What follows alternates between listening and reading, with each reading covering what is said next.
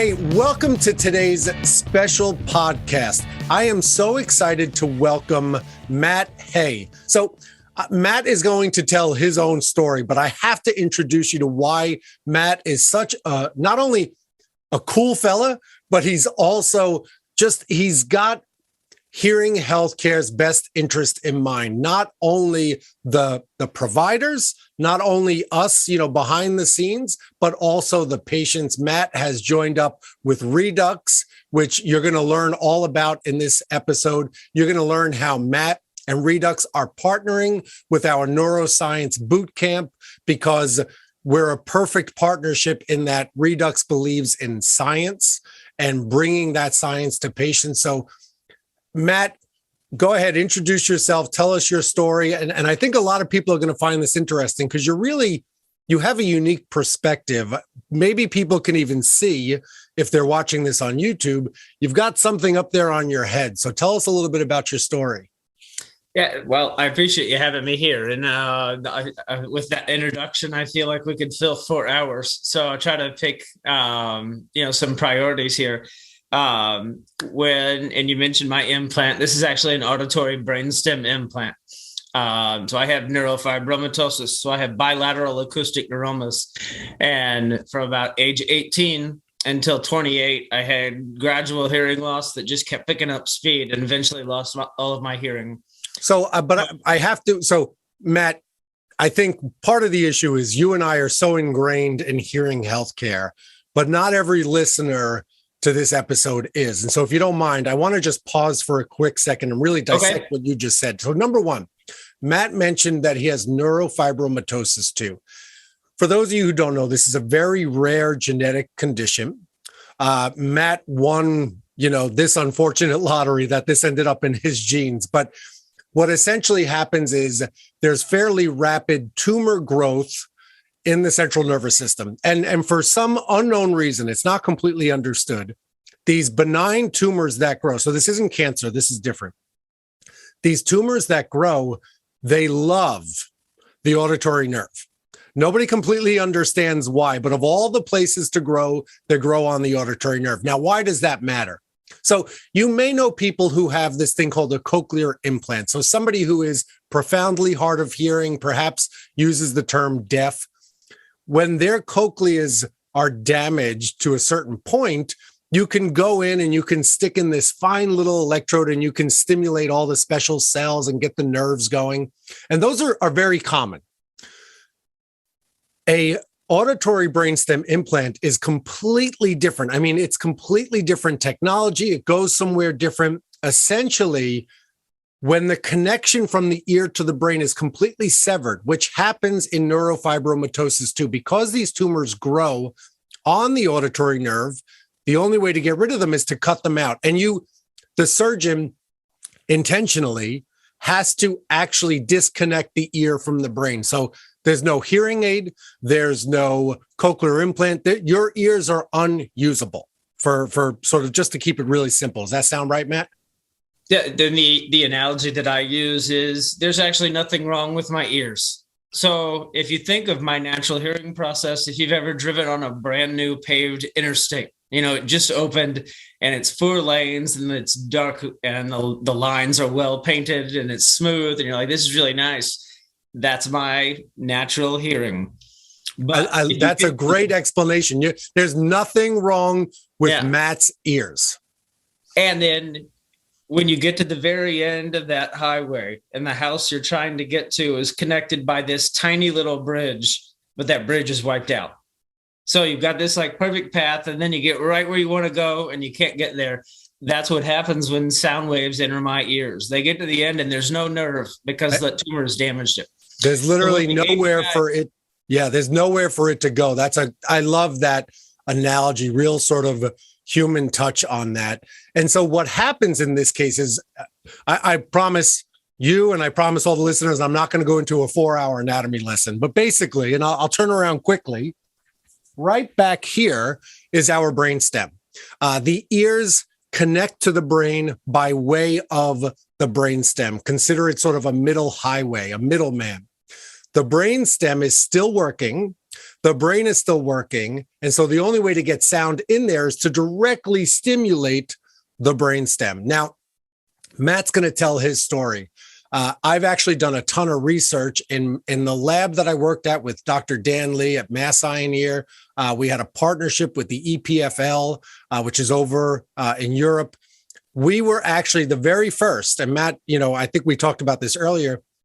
We were the very first lab. I will never forget this day. I remember the day I was married, the day my children were born, and the very first day we used light to actually stimulate the auditory system, which is the next generation of these implanted electrical systems. So you have the electric system, you have the traditional system. The light one isn't built yet.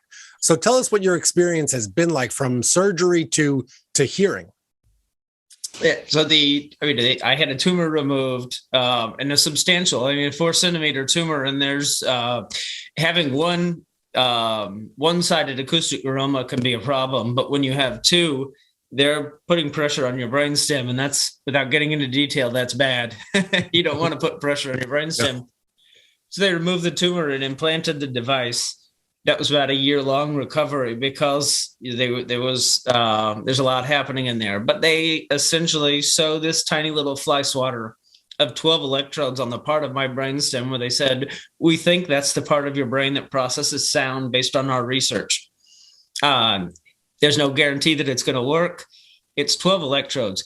Most people's hearing, I'm very analogy driven. If you think of, like, there was always one kid in my elementary school that had a box of 64 Crayola crayons. It was a hard top box. It had a little sharpener in the back. If that's normal hearing, mine is the 3 cruddy crayons you get at like Applebee's. So I always use the piano. I say our hearing has like 20,000 piano keys. You now have 12, but yes. I like the 3 cruddy crayons. And so I don't get me wrong. I love the fact that I have any crayons now because the second this comes off my head, I can't hear the sound of my own breath. And so the expectation management was it might not work. Or I was prepared for life sounds, which is oven timers and police sirens. And that's what I got. And a year later, everything sounded like gravel trucks, whether it was my wife saying hello or a gravel truck driving by. It sounded like gravel truck. Well, I think this is an important point because what I think people are going to lose is the fact that with the auditory brainstem implant, I believe the number, the number is close to about 20% of people with ABIs actually can hear words, right? What that means is that 80% of people just hear sound. And I'm glad that your surgeon gave you the realistic expectation of, look, we're going to try this. There's no guarantee. And if it works, chances are you're just going to hear stuff. You're going to have what we call sound awareness, not the ability to distinguish if it's a boy speaking or a girl speaking. If it's your wife, you're not going to be able to understand words perfectly. Yet here we are. I mean, this is a miracle. Here we are having a conversation in which we're not in person. I could probably cover my mouth and you would still do well because for whatever reason, and I think somebody above was probably looking down saying, Matt needs to be able to hear his best so that he can bring advances to hearing healthcare and to more of the 42 million people who live with hearing loss. I believe that in my heart. But I don't doubt that for a second. I think I had the opportunity to get the professional help that I needed. I also can be annoyingly persistent about things. And, you prioritize what you want out of life. And hearing to me was very important. And I initially was just accepted the fact that, all right, things sound like gravel trucks, but I'm glad to hear an oven timer because that was better than hearing nothing.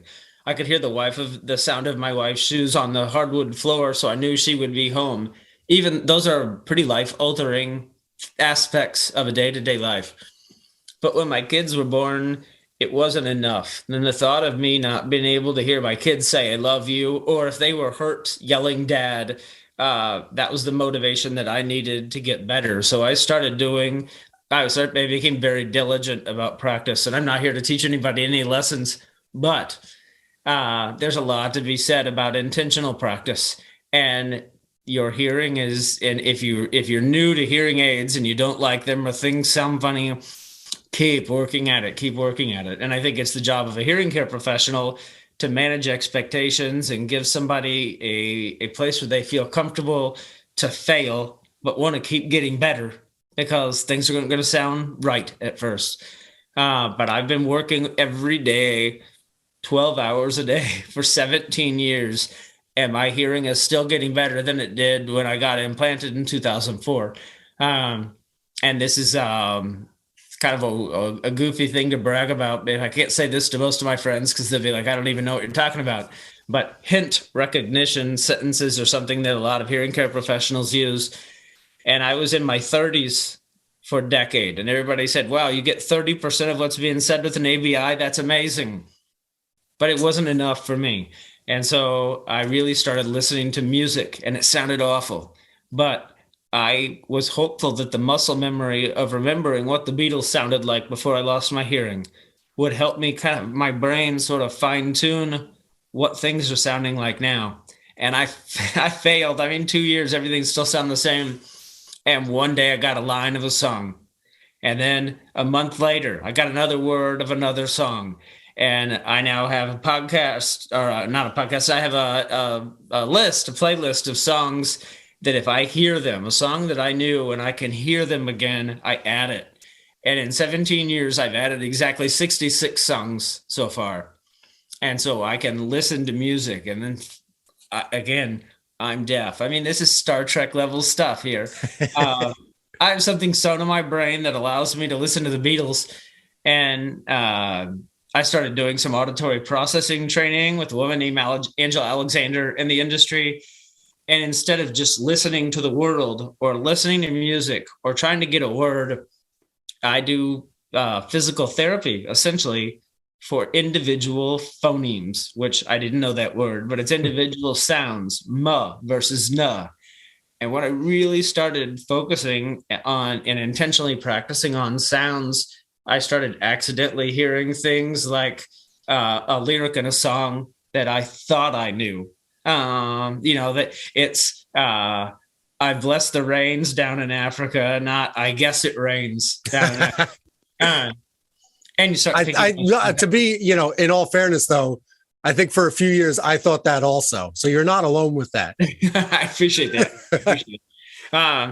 So I'm at a point now where my hint sentences most recently are at 96%, which for an ABI is pretty, it certainly exceeds the expectations I think anyone had. I think that's got to be about 4 standard deviations above the normal?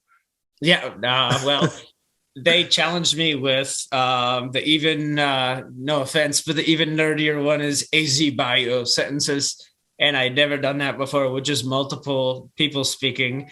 And that was 78%. So it's kind of a weird thing to brag about that I can hear 78% of sentences because, that's a solid C.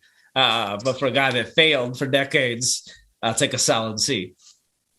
Well, you could, sure. I feel like that's a glass half empty, but glass half full is the expectation is 20% and you're at near 80%. So that to me is like I said, 4 times greater than the expectation. It really is miraculous what you have gone through. And I think even though you are in the pendulum of hearing loss, I think we can agree you're a pretty extreme, unique, rare case, which I know nobody wants to be when it comes to medical things, but you have embraced it. And I think that you're teaching everybody a lesson. So whether you're dealing with early stage hearing loss, mid stage hearing loss, whether you're, totally profoundly hard of hearing or deaf, however you want to say it, you have to continue to work at it. And the sense of hearing is worth it. Being able to communicate, to maintain to build relationships with others is worth all of that effort. To be able to hear your children, to be able to grow old and continue to have conversations with your wife and your children and your community is just, it's worth it. And you know, I think everybody in hearing healthcare has experienced the 65 to 70-year-old patient who has come in and said, what does it matter? I'm at the end. It's not worth it. No, it is worth it, because treating hearing loss, it dramatically, and you're a perfect case, improves your quality of life. It helps to reduce the risk of dementia, and dementia rates are going to triple within the next 20 years. It can help you stay in your home longer. It can help you to stay on your feet and avoid falling. I mean, the benefits of treating hearing loss are countless. And I think you are a living example of that, even at a younger age. So I appreciate you sharing your story. But, you know, in the safety of it, of being able to, for me, I can relax, even though I'm hearing what initially when I wasn't hearing things the way I wanted to, I could actually relax more because I was so much more aware of my surroundings. So there are a lot of reasons there. And I don't mean to be certainly preachy here, but you're talking about, reasons why people might delay getting an aid or things. And I think an overlooked aspect of that for me, and so presumably for others, is fear. We're programmed as people to avoid, we've evolved as people to avoid things where we're going to fail or things that we're afraid of. And I know the thing that I did not like going to my hearing care professional was they're going to test me on something that I'm bad at. I'm going to fail at it. I'm going to have a professional tell me I'm bad at something, and they're going to give me a price for what it's going to cost for them to help me get better. That's a perfect storm of things I don't seek out in my life. Those are things that I avoid. And so I think from a patient's perspective, if I can help people understand that this is not something that any professional looks at you as failing, it's let's set a baseline of where and how I can help. And I think that's a good reminder for the hearing care professional is keep in mind that some of those people, when they walk in your store, are terrified. And it might have taken them a decade to get in there. It's pretty amazing. And I say kudos to anybody that has the courage to walk into or to make an appointment with a hearing care professional, because that very first step for me was the hardest thing. As I started losing my hearing a decade before I had my implant. So, I know what it's like to start with an in the canal aid and have them gradually get bigger. And it is scary. It seems so.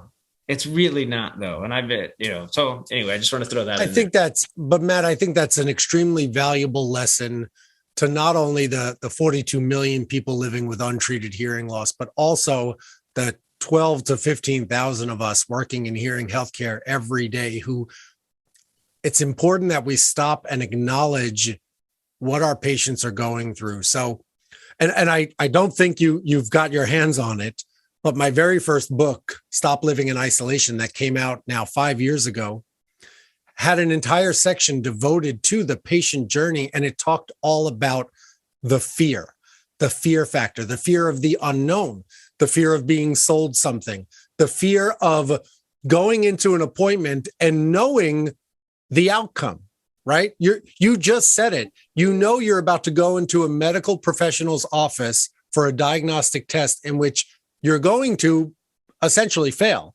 right? Yeah. You already know the outcome. Who wants to go and get that official diagnosis of a life-altering medical condition and a chronic medical condition at that? So something that cannot be cured. Is it something that can be treated? You are living proof of that. Can it be cured? No, you are also living proof of that. So I appreciate you sharing your insight. And so I have to ask, though, because look, not everybody with hearing loss ends up working in hearing healthcare, right? That's not the way it works. You end up having jobs all over the place. How does somebody who's gone through everything you've been through from the patient side wake up one day and say, you know what? I'm going to actually join the hearing healthcare industry to make a difference? How does that even happen? Well, so I had a job in sales and marketing for a long time, and not hearing related. Not hearing related. And outside of that, I started doing some increasingly more involved in neurofibromatosis nonprofit organizations and from on awareness and just helping there. I thought about making that move professionally until I saw what a paycheck in sales looks like versus a paycheck in nonprofit work, to just be fully transparent. And when I started thinking, I really enjoy working and sharing my experience, and I'm healthy enough again that I feel like I can effectively do that, because I had a host of other, brain tumors do more than just take hearing. So I had to work through some health issues. And I got to a point where I wanted to start giving back and reach out to a number of people in hearing healthcare and couldn't find the right fit and had kind of given up on that. So one weekend 4 years ago, I was skiing with my family in Michigan, and I'm a terrible skier. So I fell and my ABI went in the snow. And it took me a half hour to get it out. We're on day one of a 4-day weekend. It came out. It was dead. It's fully wet. It's got ice on it. It's dead. I put it. So I just to stop you there, so everybody understands what this means. When an ABI unit, when a hearing aid gets lost in the snow for 30 minutes, if you even find it, you might as well. Most people believe you might as well find a trash can and just throw it away because it's of no use to anybody. It's like losing, putting your iPhone or your computer out in the snow for 30 minutes. Like, it's too bad, so sad, right? You got to go get another one. And now here you are about to start a 4-day vacation. And so I would imagine in your head, it's like, oh crap, I have to go the next 4 days and I can't hear anything. I did. We went to lunch. I put it in rice, which never works. I ran it under the rice trick. I ran it under a hand dryer in the bathroom, which started to melt the cable, like the tubing. So I went to lunch that day and sat there and looked at we were with another family. There were 7 kids at the table and 3 adults. And I thought, I'm not going to hear a sound. That's very defeating. So we got home that weekend, and I have a dryer that came with my implant. I ran it through 3 8-hour cycles, still nothing. And it was essentially a little box with a fan and hot air. And my wife was telling my neighbor, we had a great time skiing, but Matt has to go back to the hospital, send his implant back. I'm going to have to pay to park, take a half day, pay $250 to send it back, wait a week. That's just annoying. But it was my fault. I'm the one that lost it. And so my neighbor said, well, we work with a company that dries cell phones, and they've created something for hearing aids. My wife texted me that because she couldn't tell me that much information because I can't hear. And I said, I've worn hearing aids my whole life, and I know everything there is about drying aids, and what she's talking about doesn't exist. Right. All that essentially exists, at least what we all think, is that you get this little hot box and it's supposed to dry it, right? It's got a fan, it rumbles, sounds like it's working. Yeah. And you just told us, let's do the math. You just told us you basically had it in the box for 24 hours and it did nothing. And so Here's somebody telling you, oh, there's something better. And so obviously doesn't sound possible. It doesn't sound real. Right. Because I regularly visit, YouTube videos of like best dryers and things because I need those. I run, bike, swim. I'm active in the kids. It's with the kids. So I knew that there wasn't anything out there that wasn't essentially a glorified hot box with a fan. So I went and met these guys, and within 30 seconds of walking in, I explained to them, I had emailed them ahead of time, and I walked in, and the president walks out, takes my implant and puts it in a dryer. No conversation or anything, puts it in a dryer. 12 minutes later, takes it out, and he shows me on a screen. He said, you had 15 microliters of water, which I didn't know what a microliter was at the time. I know now 1 microliter is to an aid what 3 bathtubs of water is to a home.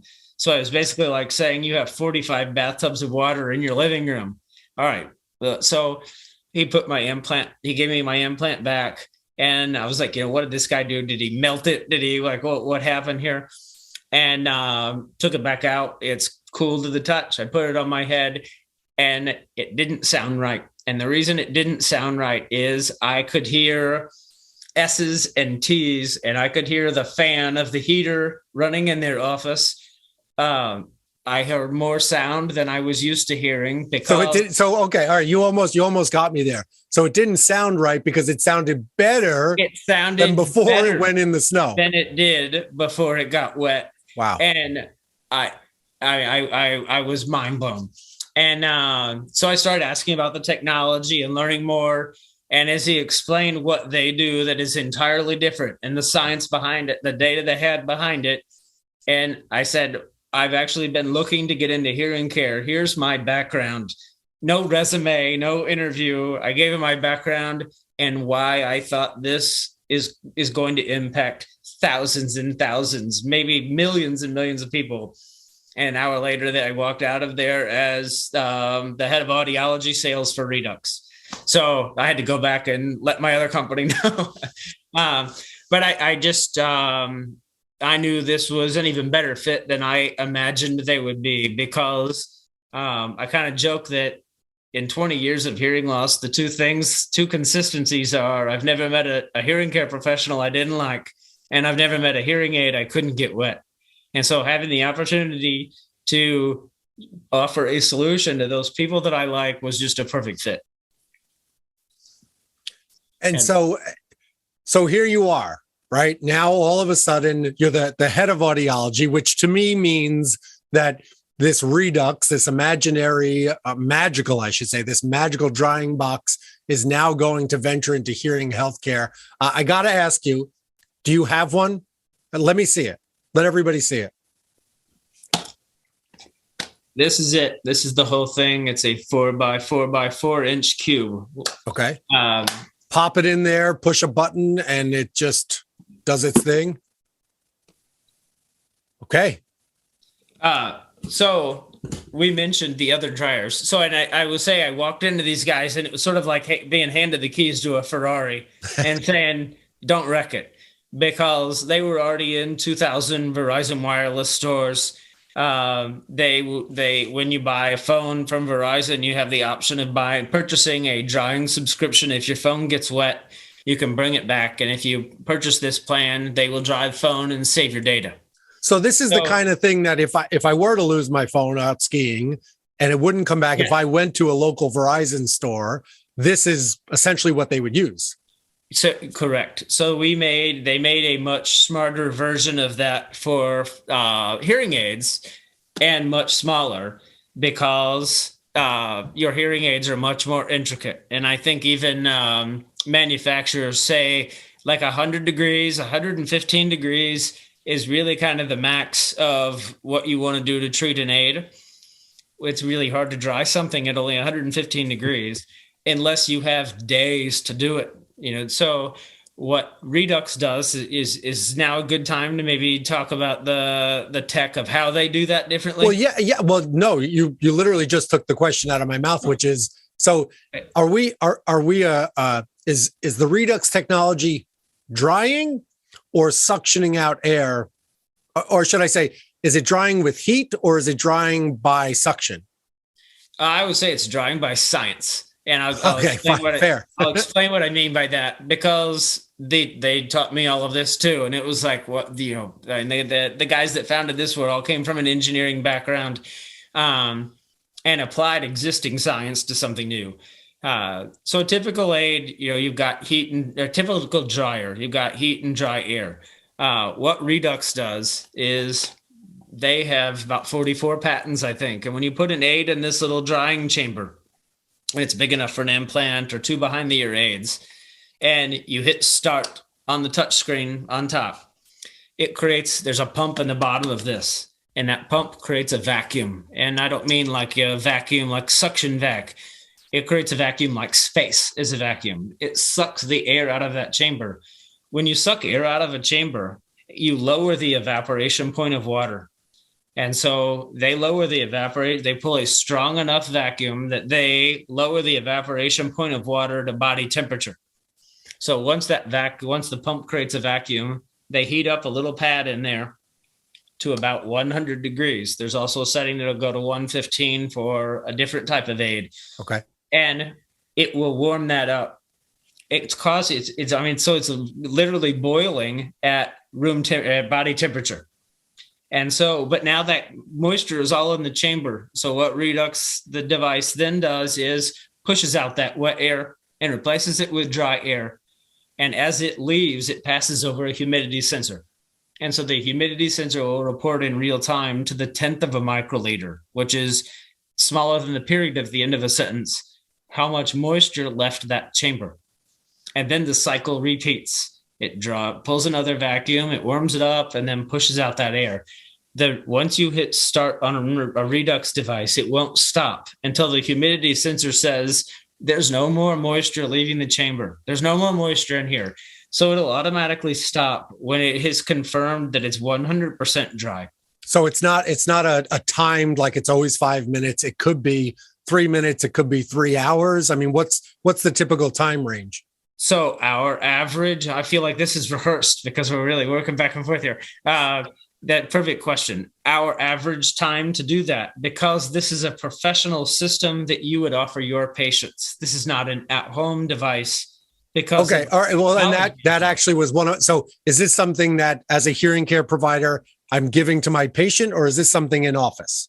This is a service the hearing care provider you would offer to your patients to expand your services that you offer. Now, I want to pause you there for a second, because hearing healthcare is about adding value.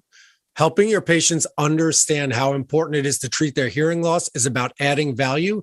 Having Redux in your office as a service that you provide to your patients is a tremendous added value. I have to get that point across to my nerds that are with me, that are sticking through this, and they're like, what is this? I got to learn more about this technology. Yes, the technology is awesome.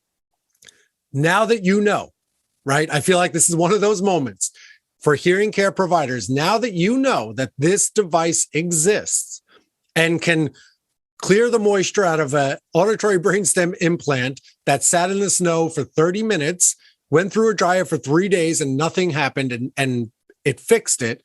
I think it's now on us. The onus is on us now. If we stick with our ethical commitment to hold the welfare of each patient paramount, I think now's the time that you have to look up Redux. You have to get in touch with Matt, and you have to incorporate this into your everyday practice in your office. I can't say it any more clear than that. And I appreciate you saying that. And I understand that your time sometimes with patients is short. So for us to have a dryer, it can't run 8 hours. So because of this technology, we have hearing care partners. We're treating about 1,000 aids a day across the country, in an average of 8 minutes and 40 seconds. There you go. So that was it. That was the question. Yeah. I almost forgot. So and I use my example of my implant that would have had to go back. Now, I'm assuming you have to send aids back to manufacturer. Manufacturers report to us that they are very often moisture-related issues. We have data that shows we're removing 98%. We're removing moisture from 98% of every aid being run through Redux. We're improving the function immediately in about 80% of every aid, including aids that were dead before that are coming back because it was moisture related. You mentioned before, you lose your aid in the snow.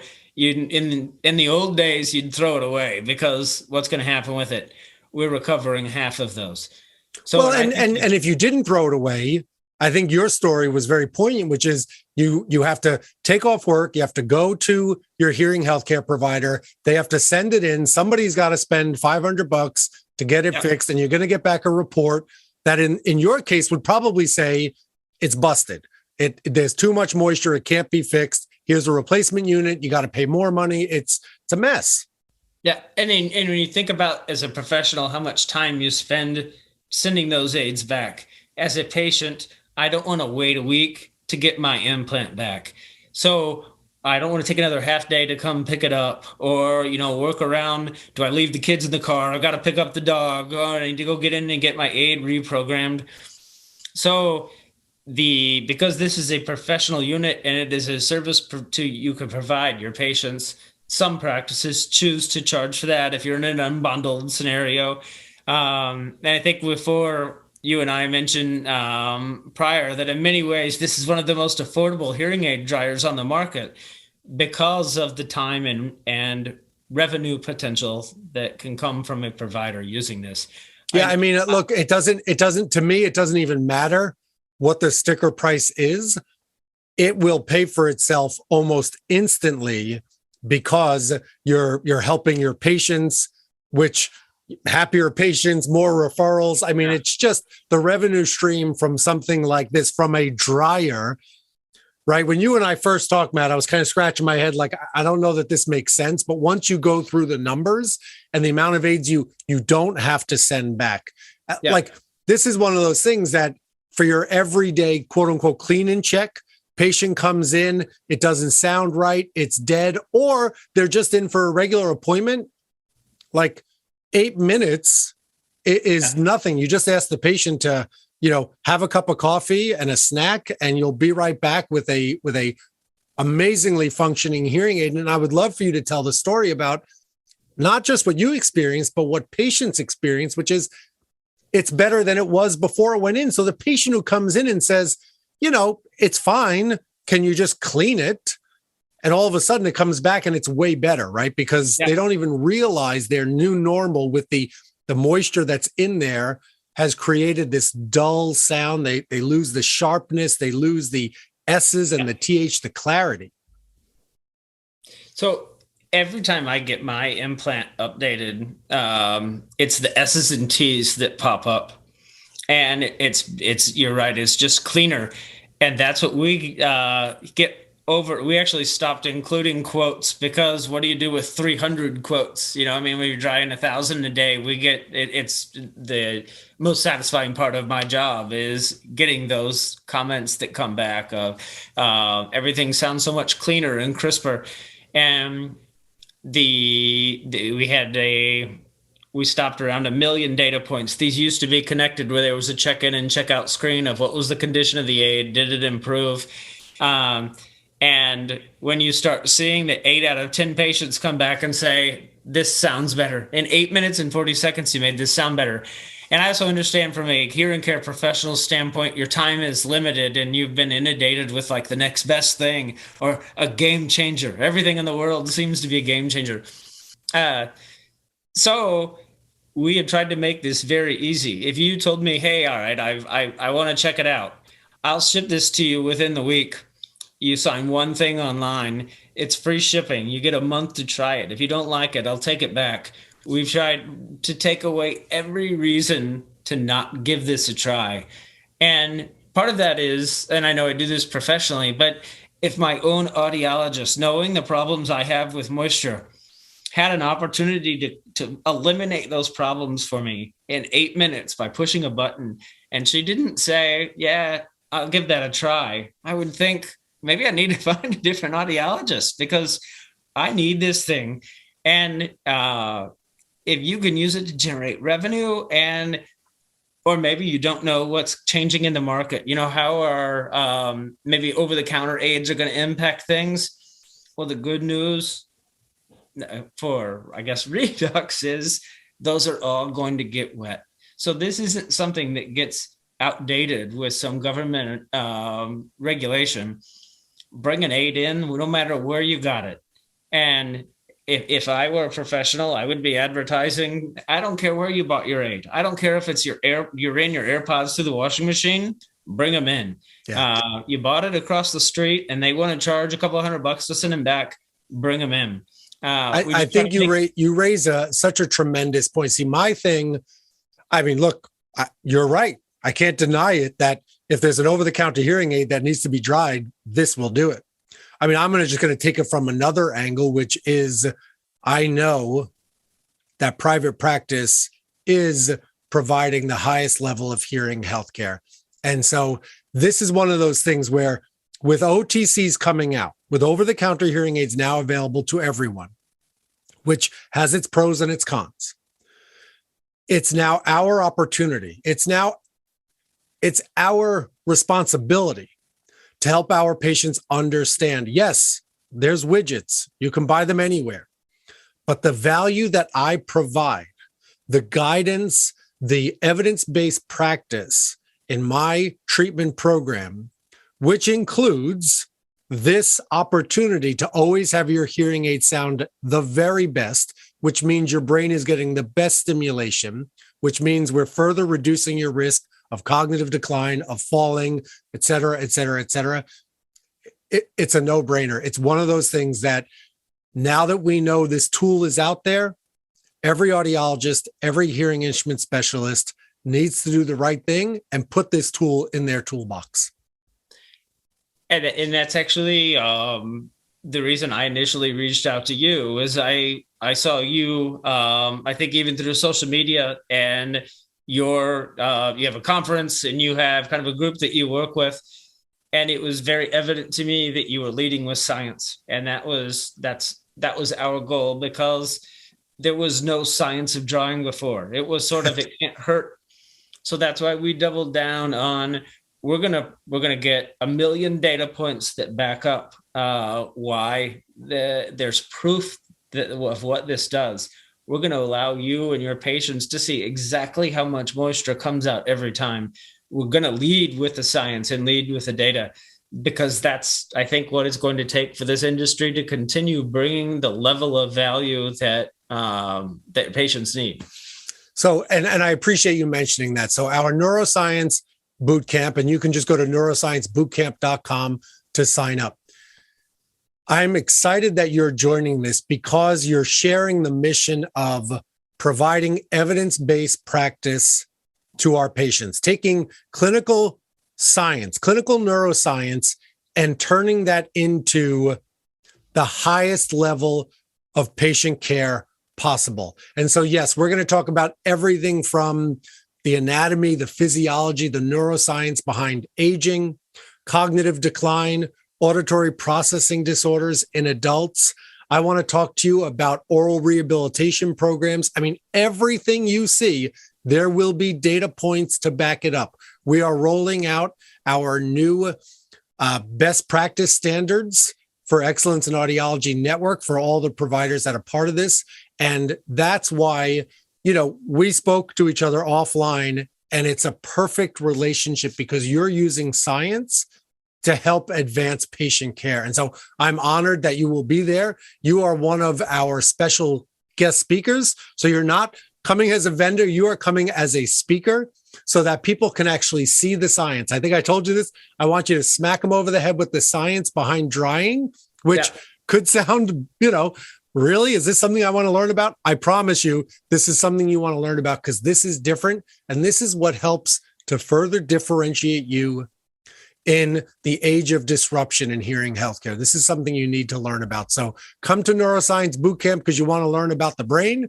Come because you want to learn about best practices. Come because you want to learn about how important it is that your patient has the best operating hearing aid at all times. And you can only do that with Redux. Matt, thank you so much for all of your time today.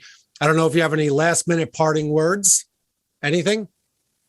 No, I would just, I try to always come at this from the patient's perspective because I've been a patient for my whole life. And I would just suggest people ask themselves, what's right for my patient? What's right for my patient? Because sometimes you get so busy with the million things. I mean, your job is hard. Your job is hard. You're doing things that you never thought were part of being an audiologist. And it's easy to start to kind of lose sight of what's the right thing for my patient.